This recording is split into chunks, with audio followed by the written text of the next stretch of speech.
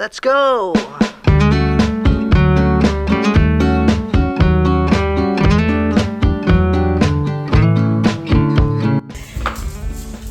You are most welcome to AIN. I'm welcoming you, ma'am, in your home, and I'm eating a pie your beautiful wife made for us. It's perfect. And it's hot, so please, I don't want to embarrass myself. Anyway. Natanya will say blow. So, could you please tell me a bit about you? Yeah, sure. My name is Kwaku Anane. Ghanaian, as you obviously can tell. Why? How can I tell? You've been here for over 3 hours now, so I'm sure you can tell. Yeah. And so I'm Ghanaian, like I mentioned, grew up in Ghana, went to school in Ghana, had my secondary education at Childcare College. I'm now 4 here.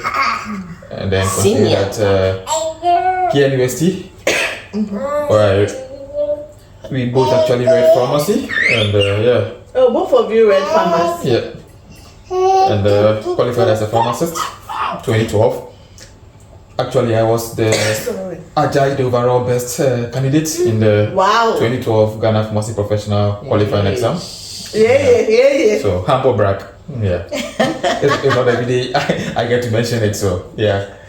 And practiced as a pharmacist for a couple of years, and yeah, it was always my desire to pursue further education.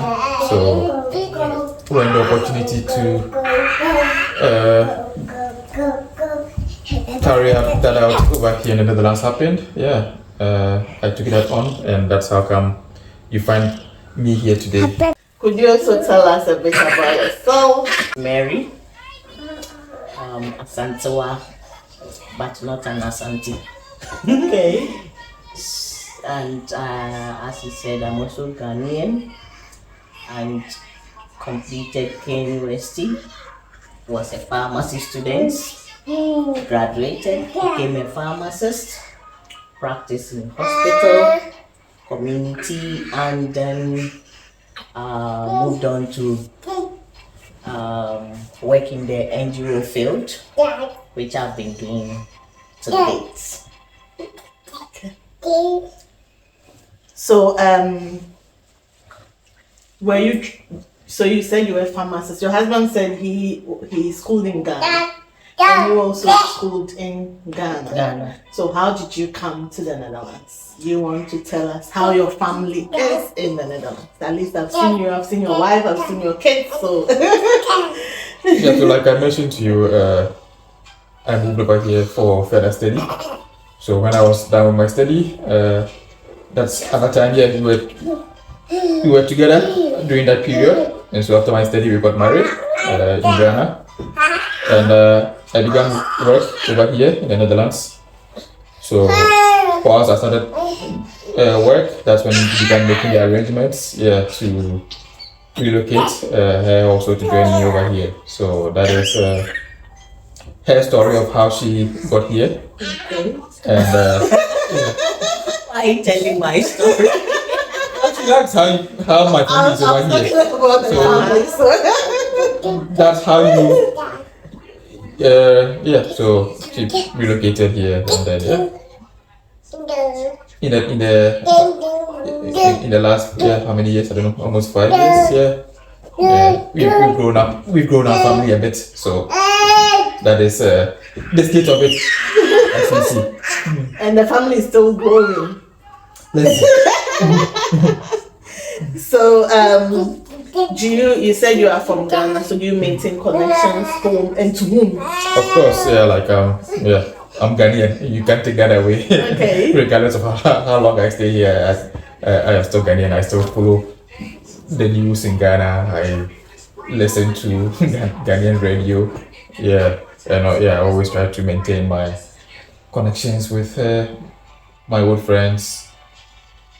Some of my roommates back from Turkey. Yeah, we still chat from time to time. Yeah, and my entire family is in Ghana anyway, so there's no running away from Ghana. So, will you say that the Netherlands is home or Ghana is home? I know you said that you were Ghanaian and it can't be taken from you. We can take you out of Ghana, but we cannot take the Ghana out of I you. won't say that. Some parts you can take out.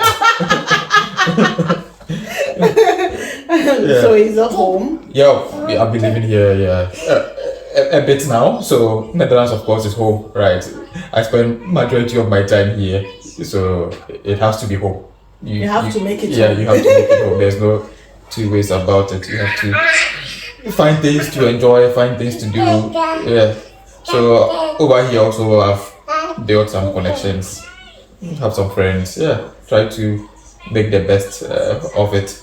So yeah, it is home. Yeah, but home is where the heart is, right? So, Yeah, exactly. Yeah, And Mrs. is here, so it's Yeah. home. of course. Yes. I think for me, of course, family. I keep in touch with family, I keep in touch with friends, and then I also keep in touch with old colleagues because I still work with them. Oh, really? Yes, so it's like having to live the life that you were living in Ghana virtually, except that you can't go for Saturday weddings and funeral jollof. That's the difference. That's true. Otherwise, we are still very much connected to Ghana. Then the Netherlands has become home too. Maybe I don't have much friends as he, but his friends are my friends, so we are good. Why do you say you don't have much friends like him? Is it because he's schooled here? What was the reason? I think that's the basic reason because maybe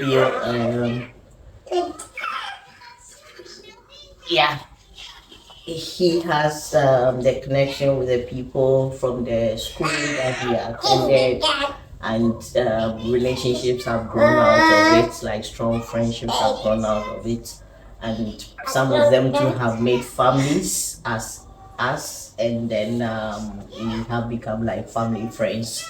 So that's the deal. Otherwise, for me, on my own, I say a few because through my engagements or either going for Dutch lessons or what else do I do outside of family? Yeah, and church. Okay. Then I have some friends there. Yeah.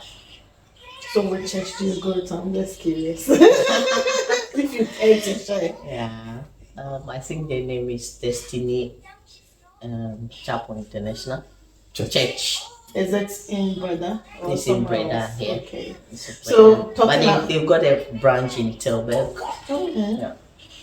So we You go to church. and then- church and yes. So does that mean you are learning Dutch? Oh yeah.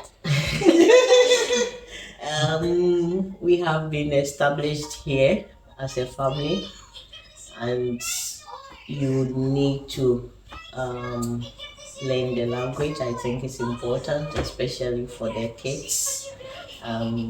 They have to go to school. You need to participate in their school activities, and basically to be able to be a contributing member of society. Not a passive one. Not expectation. Yes. And you, regarding the language, you speak very good English. You also speak Twi. Yes. Yes. Yeah. Yeah. You speak Dutch. I can get by. Yeah, I wouldn't say I am there yet, but yeah, during the period that I was in school, there were some free lessons that were provided by the university, so I took advantage of that to at Oh, least that was complete. a smart one. I still feel guilty about not taking those yeah. opportunities. Complete the basic, and then I also started the intermediate. Yeah, and then that was when schooling was done. But yeah, since that time I try from time to time to do some self studies, and then try also surround myself with a bit of the language. So listen to the news, read some papers in Dutch from time to time. Yeah, and in the last year, I've actually gone back to a formal classroom setting. So I signed up with an institution that teaches in the evenings. So I usually pass by on a weekly basis, spend about 90 minutes, small class, and then you try to pick up from where we left off. So it's still work in progress. It's going well, but I think I'm hoping that it will get better soon, and then it surely will. So at home, what language you speak with your children? Well, for me, I want them to also be able to maintain or at least have a sense of Ghanaian identity about them, so they can afford to talk to them in Twi. So I think for my daughter, she understands when I speak. Just that she doesn't respond most of the time in Twi, but she knows what I'm talking about, and I'm sure that as time goes on, her tongue will become loosened. She might be able to flow a bit more. But sometimes she repeats words after you when you say it in Twi. And she used to have words that she would always say in Twi, but it's going away. Like shoe, she would say mpaboa, but now she's saying shoe. So, but then I think, but then when I think she's in the learning process. So all the three languages, I speak a lot of English with her, even though sometimes we try to. Why are you talking about me? And you're talking about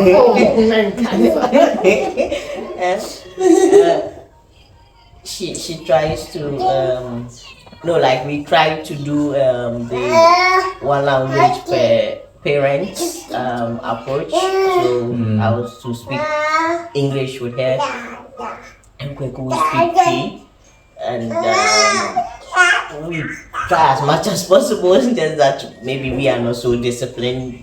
Once in a while, I speak Twi to her, and he also once in a while speak English. But the go-to language for me with her is English, and for him is Twi.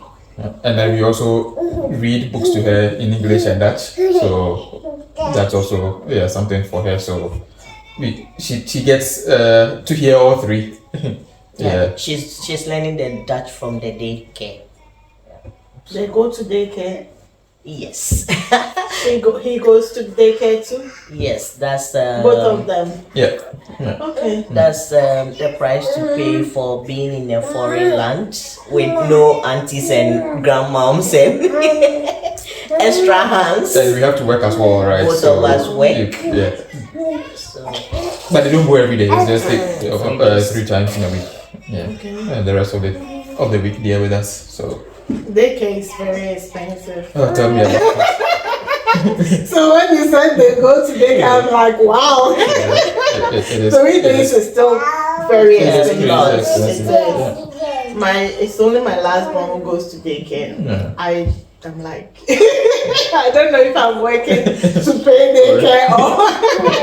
They say it's advantageous to have 2 in the daycare at the same time. So maybe you need to have another child. So you can have. I'm almost done, so I'm not. So you can have almost. No, he's almost finished, like going to real school. So why would I go and I'll go and start another process and then go into push it one again. there also so that it balances out. So talking about getting assistance with childcare, with other things, how is it compared to like if you were home? I know when you were home probably you didn't have kids. So but how is it in the Netherlands for you? Yeah, I think the disadvantage is not having that additional support that a native Dutch person here who has family around would get, right? So they are able to have some days where they send their kids off to the grandparents or to a mom or something, a relation. But without that support for us, it's just us, right? So we kind of have to make do because you don't have any option other than taking care of them yourself. So if they are not in daycare, then they are with you, and they are not at an age that you can also leave them by themselves, right? So yeah, you kind of have to manage around that Work schedule. around your schedule. Yeah, and then that is yeah. I would say sacrifice because I also enjoy the children. I also enjoy having them. Yeah, so it is what it is. Life Right? and living it. It is what it is. So true. So I'm now curious. How did you meet your wife? Because you said you were doing pharmacy together. Yeah, so we met doing pharmacy. You met in KUST. We met doing pharmacy together. Did you meet in KUST? Yes. KUST has really joined a lot of people. Really? Yeah. Yes. Oh, I also met my husband in KUST. That's what I'm like. Yes. Yeah. Well, the university is a community, right? So and I think it offers the right environment to get to know people and to know them at a much deeper level. And because once you finish school, you are kind of limited in that exposure, but in that community, it's big enough and also small. It's small at the same time, but it's also large, right? So you see people studying, you see people in their social life doing these co-curricular stuff, maybe choirs or whatever. And yeah, so I think it's a good avenue for people to get to meet their life partners. So when you went to school, you're not just looking at the books, you're also looking beyond the books. If you're just looking at the books, you are not getting the full benefit of your school fees. Interesting, but I'm curious. You said you schooled here, and I know you schooled at University of Groningen. Correct. And how come you are in Breda? Actually, this is my first time coming to Breda. Yeah. Lovely city, right? Yeah. It is. I've not explored it much, but the little I've seen. Yeah, it's a nice city. I think most people, when they came to the Netherlands, would think of maybe Amsterdam, but yeah, Breda is also one of the cities that we have here, and I think population-wise, if I'm not mistaken, should be around 250,000 or so. Hey, that is big. Yeah, so it's an okay city, and so I basically moved here for work. Yeah, so once I've done my study, work came calling, and looking for him. work came calling, and I was like, there was no way I could commute from Groningen to here because Groningen is like 3.5 hours away from here. Then you have to wake up. I don't know what time your work starts, but you have to like wake up 6 a.m. No, 5 a.m. And so I moved here to just to take up that employment, and so that's how I came to find myself here. It was also my first time coming here. And how has it been for you living in Breda? It's been great so far. Yeah, it's been great. At least you were born here. Oh, am I right? You were born here. Yeah. So. Yeah, the Breda has been good. Yeah. Like you said, the children were born here, so you can't take that also away. And yeah, we've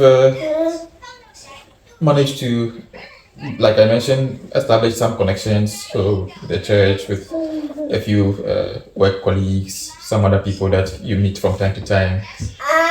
You get to do some stuff with them, go out occasionally, and I also like the fact that it's not a very large city, so you get to escape some of the life of a big city. You know, sometimes you want something in the middle, so Breda gives you that middle. It's not boring village, but it's also not an Amsterdam kind of hustle and bustle where there are so many people in town and traffic all over. So it's a wonderful place. What if I don't know Breda? If someone is coming to Breda, what is some of the interesting things in Breda or in the province? At least there are some cities around. Good question.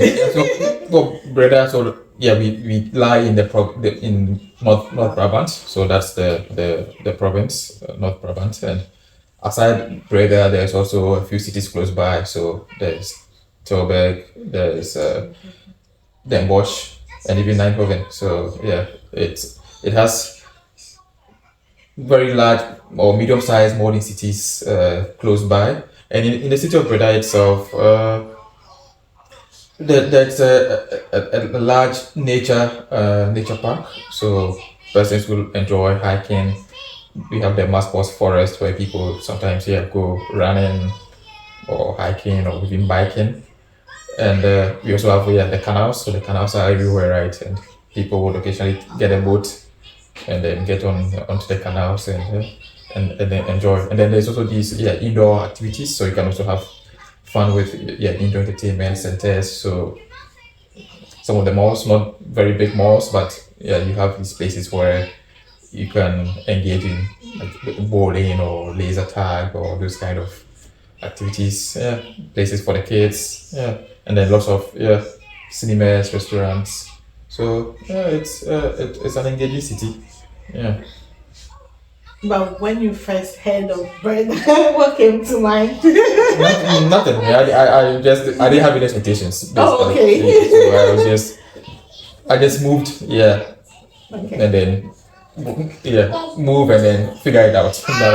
So I wasn't someone who was like, now I only want to live in a city like this, only want to live in a place like that. No, I just So what will you tell some of us when we are going to, me when I'm moving to a city, I start doing online reviews and asking people like, what do you think about this city? Would you say that we should be daring and see what the city offers us, or what would it depends on the options that you have, right? So if you have an option to be in another place, then going to another area would be okay, maybe let me find out if it's the right move for me. But if you kind of have to be there, then you might not necessarily be so concerned about but of course you want to find out something about a place and also figure out whether there's a particular neighborhood that you think you would enjoy. Maybe that's access to some shops or it's close to some stuff that you might need, maybe a school for your children. Yeah, so it's not wrong to do that research, but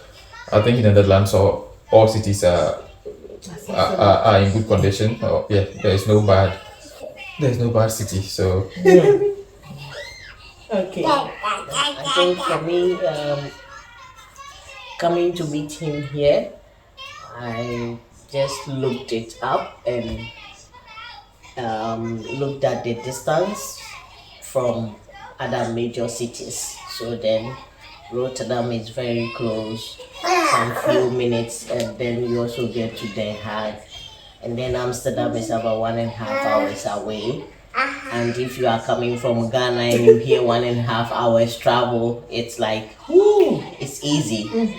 So then it wasn't a big deal staying in Breda, because then the train is there for you to get to at least these 3 major cities, and you can always go wherever you want. How has it been having family and living in Breda? Or do you think compared to other cities it's the same? Well, you have lived here, so how is it like family dynamics? For us, maybe if I should compare to, I haven't lived in Amsterdam, but then there is a big Ghanaian community in Amsterdam, so that you will not find here. There are some Ghanaians here too, apart from us. Oh, I thought you were the only Ghanaians. I wish. It would be nice to be the only Ghanaians, right?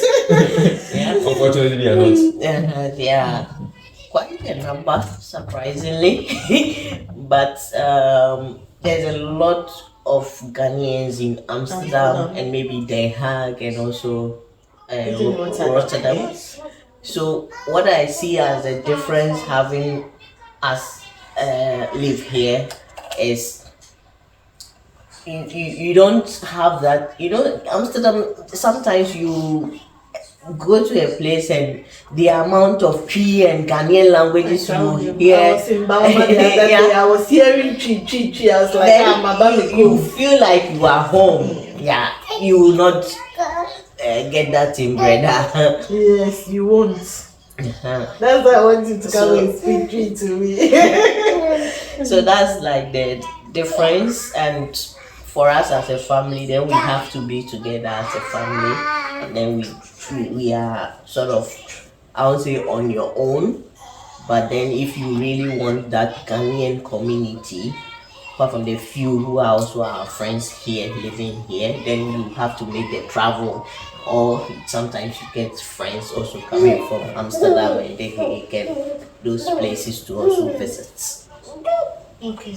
So I was also wondering, so you have friends who are also Ghanaian here? In in Breda, Breda. yeah. Okay. And do you meet often or not? We meet at church. Okay. Or No, there are also a few that we occasionally will call to come to the house to watch something, eat or Watch something like what? like watch football.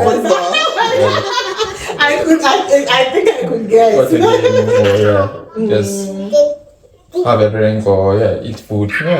Just chat. So and everyone is also doing their own thing, right? So it's not like we you have can't- the life of time. everyone is busy doing their own thing. So but when the opportunity does come, we try to connect and I'm also a bit curious about housing in Amsterdam. I've lived in Amsterdam for a while. In Amsterdam, finding housing is tough. I think it's the whole country. So housing in the whole of the Netherlands is an issue. It's actually a major voting point. Right? So housing is challenging everywhere, and it's expensive too, right? So also here in Breda also it's quite challenging because we have the Breda University. So almost every year we have new students either coming from other EU countries or coming from outside of Europe, and that drives up the demand for housing. So and then we also have, like I mentioned, there are many companies in the North Brabant region, so people will come for work and they also want a place to stay. So it increases the demand and makes it expensive. So it can be a challenge. I often see messages, like on Facebook or in some international platforms where people are asking if people have tips for them or someone knows of a place, etc. So I think it's a widespread national problem. So it doesn't matter where you are. I thought maybe in Breda it would be much easier. Maybe it could be. Maybe if you're comparing it to Amsterdam, probably. But I wouldn't say it's a shoe-in. It's not like you just come in today and tomorrow you find a place. No. I'm just curious, how did you find your beautiful home? It's also the same process. It also took time. Okay, it was not like easy. No, it also took time, and then you find the people who know the city a bit to also provide some help. So they provided that support, and then we managed to get a place where we are now. So if I understand, you need to search yourself. You have to make efforts to connect with people. You have to try and perhaps read and see what's available for you. Well, it also depends on what you are looking for. So, the Netherlands housing market is either you are renting or you are buying. So, it also depends on what you are looking for. So, if you are in no cases, you can. Most people would look for an agent. So, even if you are renting, there's an agent who can help you out. If you are buying, there's an agent who can help you out. And then you provide your wish list to that person, and they also need to know your income, because in the Netherlands, if you are renting, landlords want to have that you have at least 4 times of the monthly rent as your salary. So if the place is going for 1,000 euros, they expect that you are earning a gross of about 4,000 euros. So that's the like I mentioned, the challenge with housing over here. Even if the rent is 1,000, they want you to earn 4 times of it. So that's because you eat, you pay for gas, Yes. you pay for electricity. At first, I used not to understand. Honestly, I was like, this is ridiculous. But in a way, I feel like but some also argue that 4 times is too much, right? Because it's not like someone can decide that they will spend half of their salary on your rent, so and they can earn just double of that. But you not get a house like that. So you kind of figure out that wish list, and then depending on your earnings, then you can look at properties or places that fit that wish list. And sometimes you don't get your wish list. You settle for what is there. so there's a wish list, but then as you do the measurement, then you start taking some things from that Like, wish list. this one is not even Like important anymore. I don't need this extra bedroom, or I don't need to have a garden. I don't need to have that. I don't need to be close to this supermarket. So you start cutting your coat according to your cloth, and then. Since we are talking about home, I'm also wondering, what do you eat at home often? Let's ask her what she gives us to eat. Mama of the house, what do you give? I give them popcorn and fried yam. Popcorn and fried yam. Yeah. Those are the only 2 meals that he does and does it well. Sunday morning breakfast is his duty. So that's egg sandwich. But then I think largely we eat Ghanaian Meals. yeah, because that's the taste. The taste buds have not changed, and that one is also what I know how to cook. But then sometimes we do some of the continental dishes, and but mostly we eat Ghanaian food. Banku, fufu, jollof rice, Ghana jollof, wache, kobe. Gobe is my favorite. Yeah, Plantain, plantain, fried yam and stew, emuto, and groundnut soup. even dessert. Yeah, even dessert. Do you get the ingredients? We get a minced frozen mocha leaves. Yeah, from the African market or the Turkish market shops. Yeah, there's an Afro shop in Breda, so It's one. Yeah, it's yeah, just there's one one. Afro shop Okay. here. Yeah. And it's actually run by a Ghanaian couple. So Oh. So if you need anything local, you can almost always find them. we get it from them. Okay. So you eat variety of food. This is not too expensive. Someone told me that if you live here and you decide to eat Ghanaian meals, you end up spending all your money. So you must learn to eat some of that food. Yeah, it's expensive, all right, but It also depends on where we are buying, right? So like there's the farmers market. So mostly we go to the farmers market to get most of the stuff that we need. So like plantains you can get in the farmers market, tomatoes, all these other vegetables you get in the farmers market. So you only go to the Afro shop for very specific items. Yeah. So it's not like you're doing your entire shopping there. Yeah. If you do that, then it will be expensive. Even plantains you can find in the Turkish markets or the farmers market. So you kind of have to strike the right balance. And there are days that maybe you might be craving something, but you also have to look at your pocket. If it's not the right moment, then you postpone it to the next best time, right? So if you decide, I do agree. Like if you are gonna eat entirely, you're gonna buy like yam is crazy expensive. You can say you want to eat yam every day. So once in a while, okay, you get one to just reacquaint yourself with the taste, but other than that, you buy it and you freeze it and you eat it for over the next 2 months. Yeah, so is there any meal that you really like, but for some reason you are not able to eat some here in the Netherlands? Or? I don't think so. No. I think we eat everything that we would have eaten.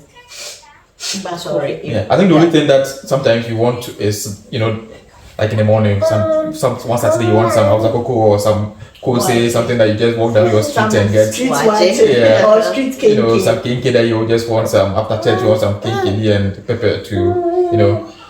Those are the kind of things that you don't readily get that you might, you wish, you had that. But of course, it's a trade-off. So you are trading off something by being here. So that's also, you can't have it like you can't have it all. Yeah.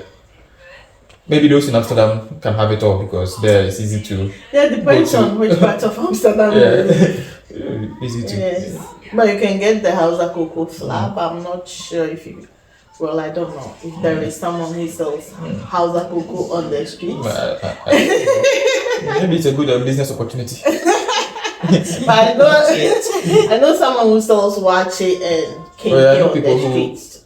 Like in the streets. Who some also take orders. Yeah. And then they can make it for you. But how is your daily life like in the Netherlands? Daily activities?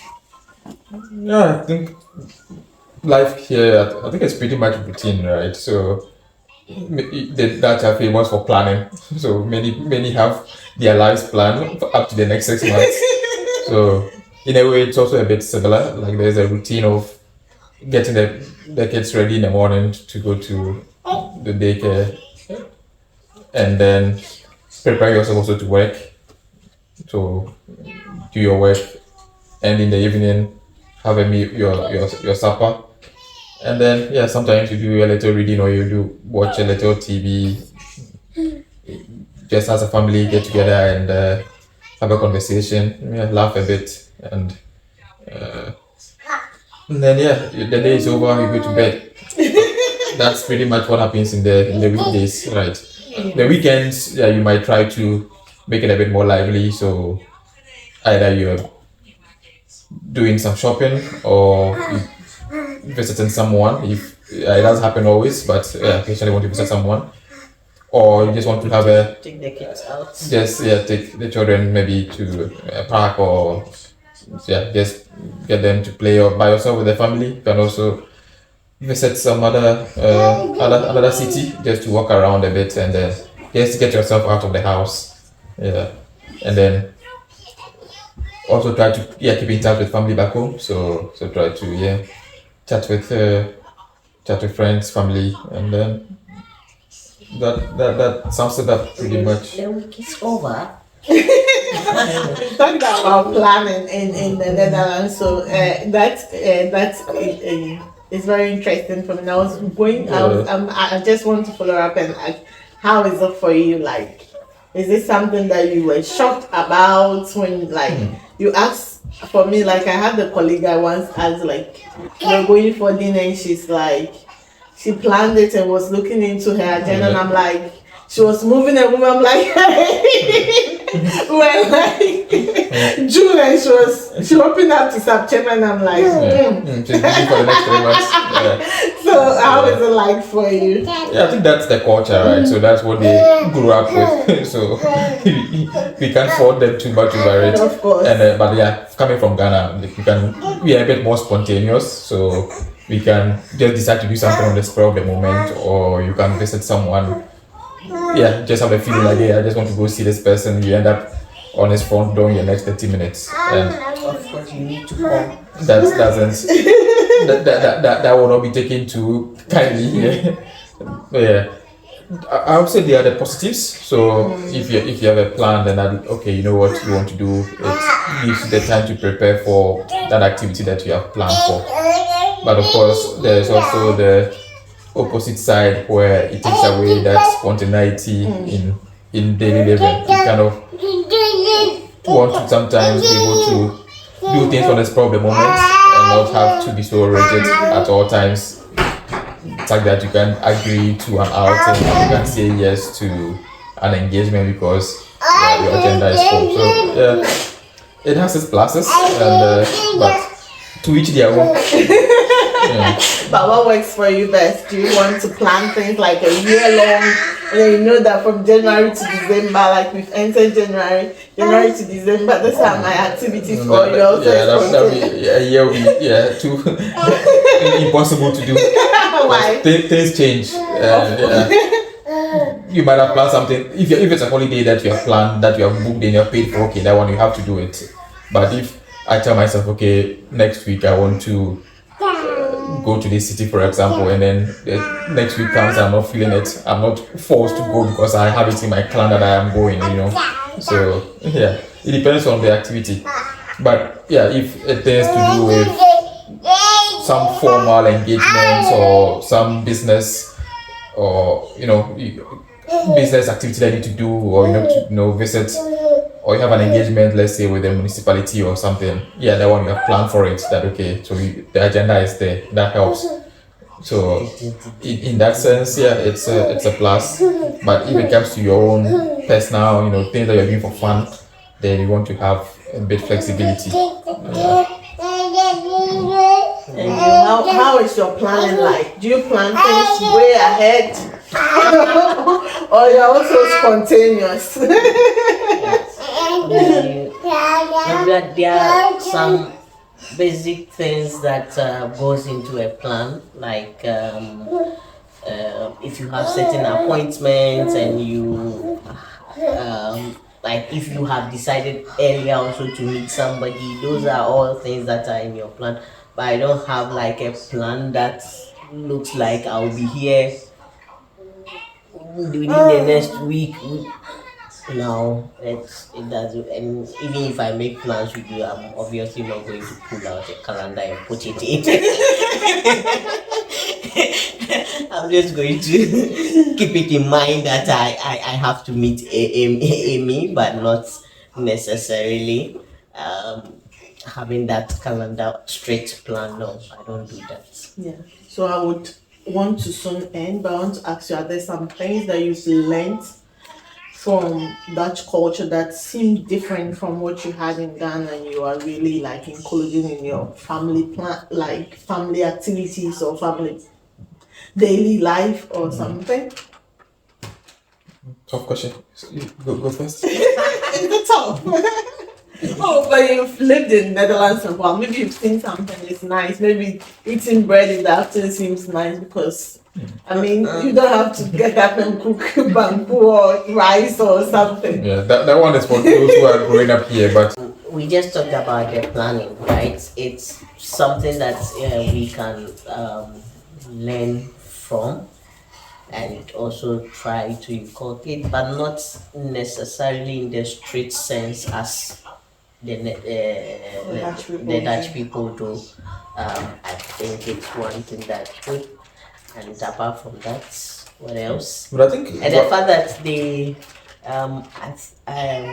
for me, one thing that I've experienced, like when you have work colleagues, work is work, and they stay in their business with work, and there's no after work things seeping into other people's businesses. So then I was shocked when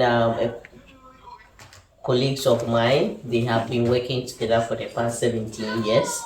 And when we gave birth to April, they came to visit us. Then they are like, you are the first person that we are coming to your house. We've been working for the past 17 years. I don't know his house. I don't know her house. I don't know. So like really keeping to themselves and being in their separating work from Friendship and those things. I think it's something that helps too, because sometimes when the lines get blurred, it starts causing issues. It's not like they are not friendly, I will say that. We talk about family issue updates in our workspace, all right, but really, unless they become friends with you, and which is I think a bit difficult because they make their friends from high school and it's not when they are 30 years that they are now going to seek for friendship. So then it stays work is work, your home is your home. Yeah, I was just going to add that maybe one thing that I'll probably want to inculcate in the family is how they engage in extra activities, sports, hobbies with their kids. And I think almost every family will have the child doing one activity or the other. Either the person is maybe playing hockey or football or swimming, or they try and make sure that the kids get to do a sport. And I think that's it's positive or good for the health, and also for their development, getting interactive with others. So I think that's something that I've observed that I think would be worth pursuing, or at least taking on board with the family. Yes. Now, my turn. Do you have any question for me before we say we say goodbye?